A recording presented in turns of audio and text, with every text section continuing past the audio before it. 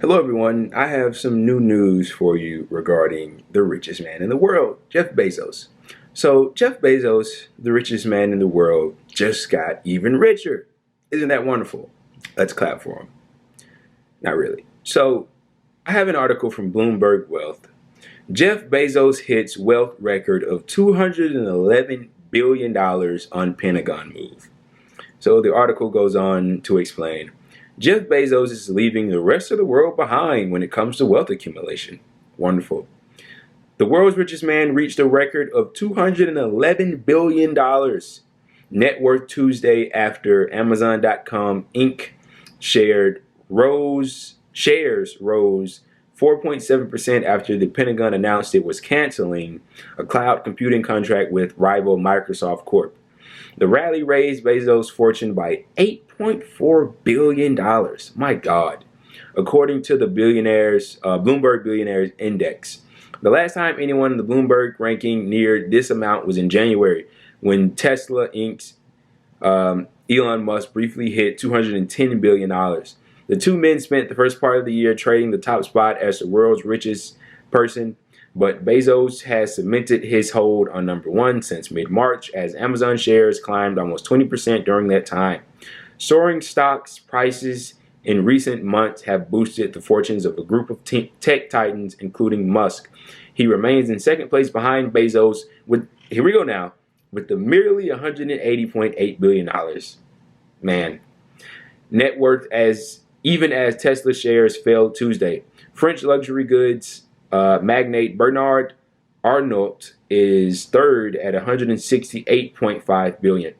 Bezos' record haul is even greater than during a 2020 Amazon stock surge when his net worth topped out at $206.9 billion as the pandemic turbocharged the company's price.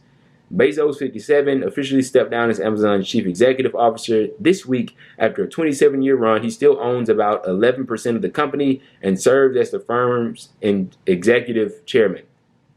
Now, the rest of this just goes on to talk about his wife and a bunch of other shit that I really don't care about. But I wanted to read this article to you because this is absolutely amazing. The race to the bottom seems to be going even faster now. The wealthiest people in the world continue to increase their wealth to bounds that at this point seem unprecedented, because it is.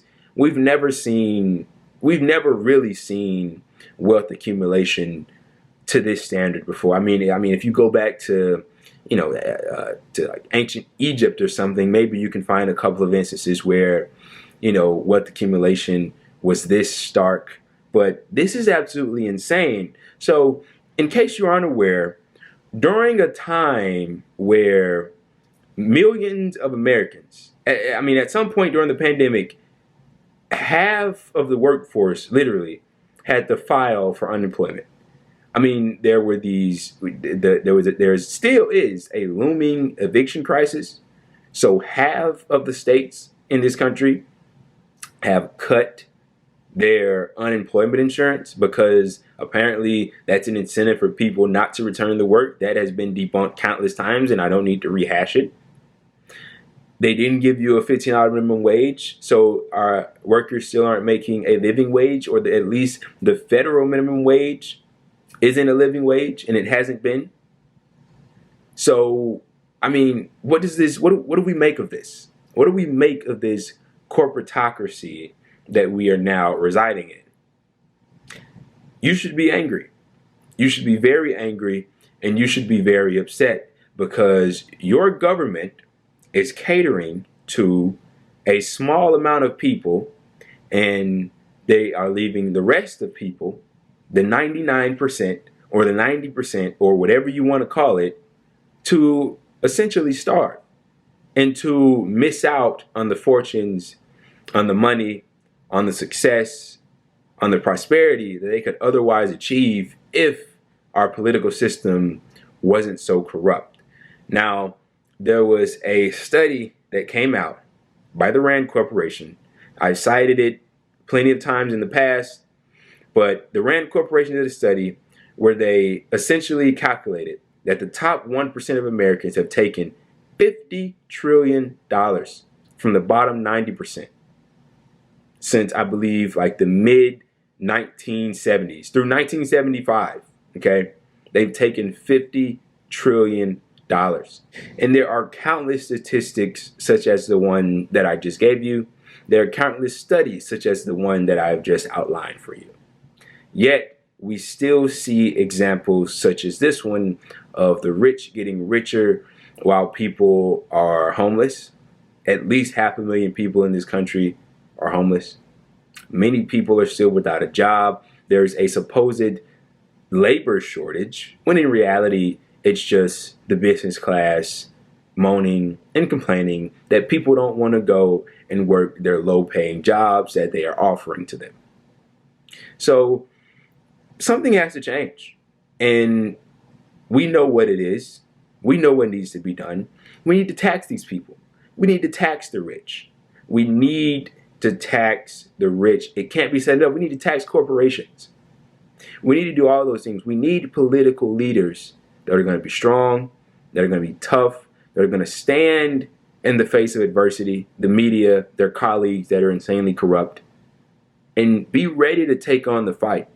Because right now, it doesn't seem like they're willing to do so. And that's tough to say, but it's the truth. We need people that are really going to go to bat for us, that are going to go to bat for the people, because if they do, they will be rewarded endlessly.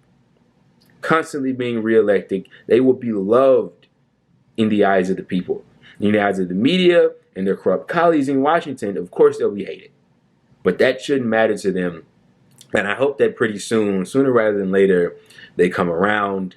Once again, statistics like these are always incredibly depressing and sad, especially when you know that so many other regular working Americans that are just trying to earn a good and honest living are suffering, while people like Jeff Bezos is sitting on so much cash that he doesn't even know what to do with it. This guy just bought a $500 million yacht for no reason.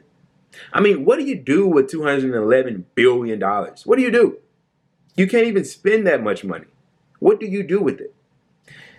There is a conversation to be had about putting a cap on wealth.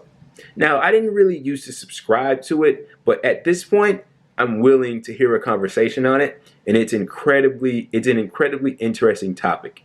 And what I mean by that is putting a cap on wealth in a sense of you can only make over a certain amount.